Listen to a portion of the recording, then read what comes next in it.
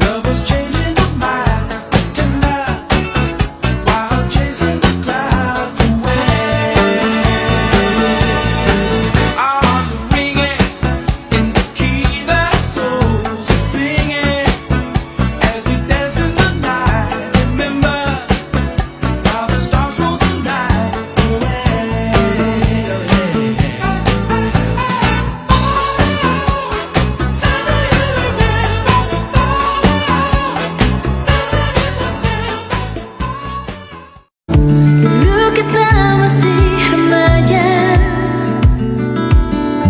usia anak SMA.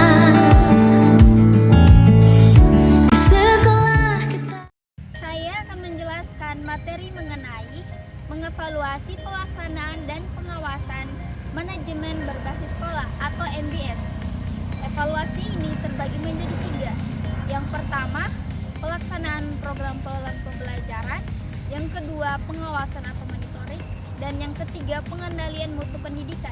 Yang pertama, pelaksanaan program pembelajaran.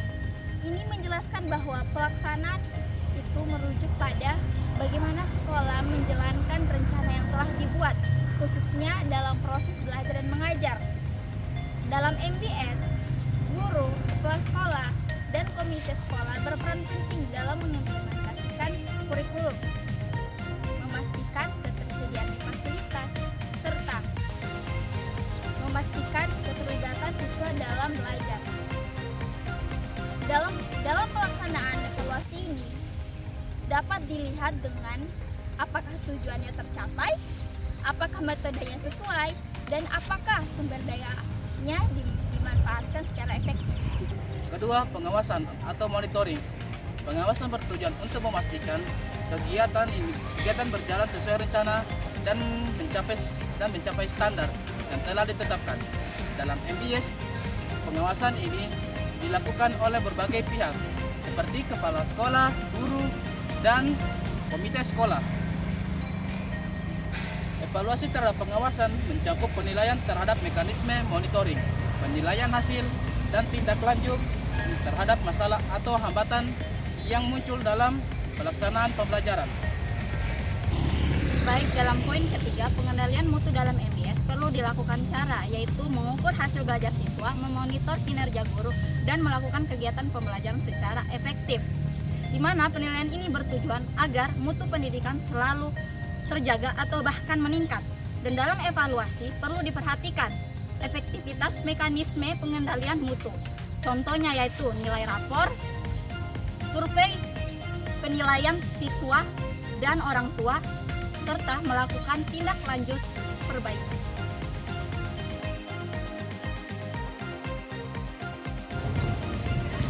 Kemudian poin yang selanjutnya adalah seperti apa hubungan antara evaluasi manajemen berbasis sekolah terhadap peningkatan kinerja sekolah. Sebagaimana yang kita ketahui bahwa evaluasi merupakan satu langkah untuk menguji efektivitas bagaimana proses pembelajaran itu dan seperti apa hasil yang didapatkan oleh siswa. Tentunya evaluasi manajemen berbasis sekolah memiliki hubungan yang erat terhadap peningkatan kinerja sekolah. Yang pertama misalnya dalam peningkatan kinerja kualitas pembelajaran.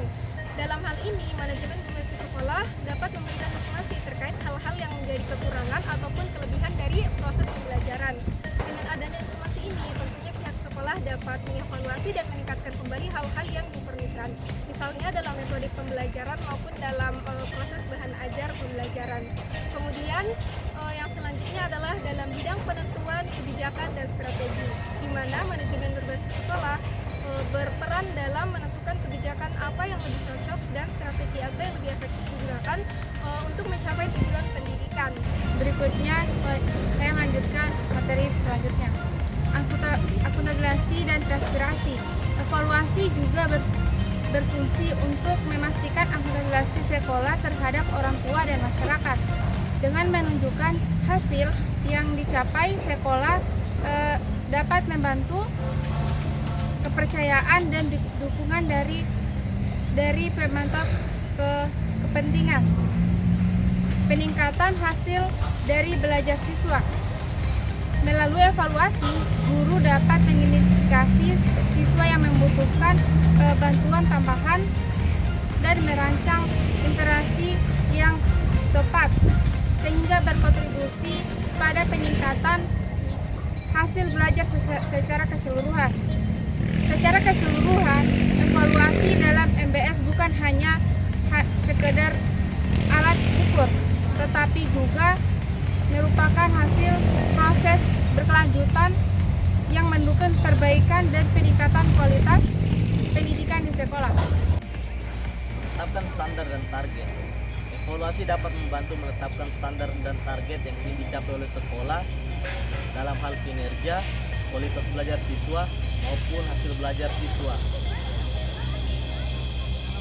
Memantau kemajuan. Evaluasi memungkinkan sekolah untuk memantau kemajuan yang telah dicapai dalam mencapai target yang telah ditetapkan. Mengidentifikasi kelemahan. Evaluasi membantu mengidentifikasi kelemahan dan kekurangan dalam proses pembelajaran dan manajemen sekolah. Baik, yang ketujuh yaitu strategi penerapan fungsi manajemen dalam manajemen berbasis sekolah. Ada beberapa langkah strategi yang dapat diambil, yaitu yang pertama perencanaan. Perencanaan ini terbagi atas menjadi dua. Yang pertama yaitu analisis kebutuhan. Lakukan analisis terhadap siswa, guru, masyarakat untuk merumuskan rencana yang sesuai. Yang kedua yaitu pengembangan visi dan misi. Libatkan semua pemangku kepentingan dalam merumuskan visi dan misi sekolah yang mencerminkan potensi lokal. Terima kasih. Nah, poin kedua yaitu pelaksanaan. Pelaksanaan di sini dibagi menjadi dua. Yang pertama yaitu program pembelajaran berbasis konteks, di mana mengembangkan kurikulum yang relevan dengan kebutuhan masyarakat lokal seperti kondisi ekonomi, sosial, dan budayanya. Yang kedua yaitu keterlibatan masyarakat, di mana masyarakat diajak untuk terlibat aktif dalam kegiatan sekolah seperti penyelenggaraan seminar, workshop, dan kegiatan sosial lainnya. Yang ketiga yaitu pengembangan sumber daya manusia. Di sini dibagi menjadi dua, yaitu yang pertama pelatihan berkelanjutan. Pelatihan berkelanjutan ini diselenggarakan untuk para guru dan staf agar mereka dapat mengembangkan keterampilan mereka sesuai dengan kebutuhan pendidikan lokal. Yang kedua yaitu monitoring dan pembinaan. Monitoring dan pembinaan ini diciptakan untuk para guru senior dan junior agar mereka dapat mengembangkan kompetensi pengajaran mereka. Saya akan menjelaskan tentang efektivitas dan fungsi manajemen dalam meningkatkan efisiensi operasional dan kualitas pendidikan di dalam sekolah. Efektivitas fungsi manajemen sekolah dalam menjalankan efisiensi operasional, pengelolaan sumber daya, penerapan fungsi manajemen yang efektif dalam mengelola sumber daya seperti dana, tenaga, dan fasilitas dapat meningkatkan efisiensi operasional. Dengan perancangan yang baik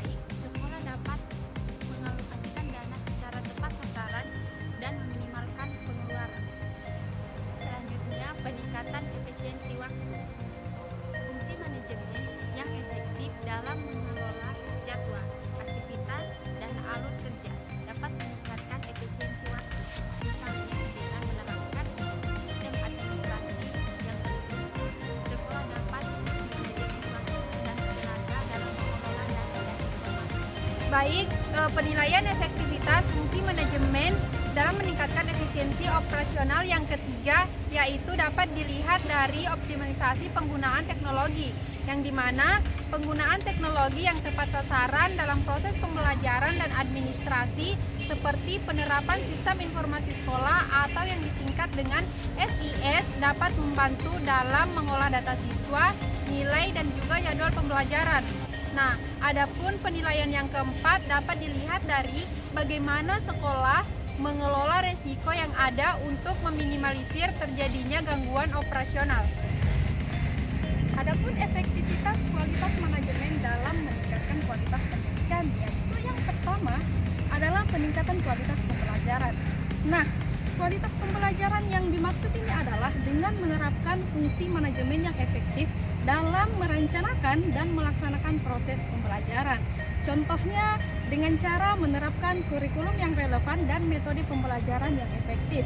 Hal ini tentu saja dapat meningkatkan kualitas pembelajaran dan meningkatkan pemahaman serta keterampilan siswa. Nah, yang kedua adalah kualitas peningkatan seorang guru.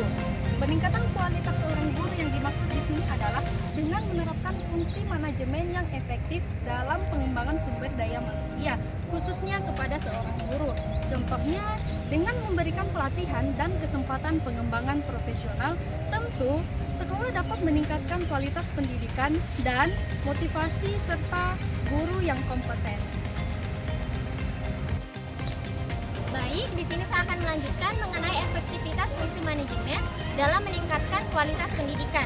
Yang ketiga adalah peningkatan kualitas pendidikan, yaitu dengan penerapan fungsi manajemen yang efektif dalam memelihara dan meningkatkan fasilitas sekolah untuk meningkatkan kualitas pendidikan. Contohnya ruangan kelas yang nyaman, laboratorium yang lengkap, dan perpustakaan yang memadai, sehingga sekolah dapat menciptakan lingkungan belajar yang kondusif. Dan yang terakhir adalah mendorong partisipasi masyarakat, yaitu penerapan fungsi manajemen yang efektif dalam melibatkan masyarakat dalam proses pendidikan untuk meningkatkan kualitas pendidikan. Contohnya dengan membangun hubungan komunikasi dengan masyarakat dan program kolaborasi, sehingga sekolah mendapat dukungan dan masukan dari masyarakat untuk meningkatkan kualitas layanan pendidikan. Sekian dari kami ucapkan terima kasih. Wassalamualaikum warahmatullahi wabarakatuh. Dadah! Every night, I feel the breath of my skin.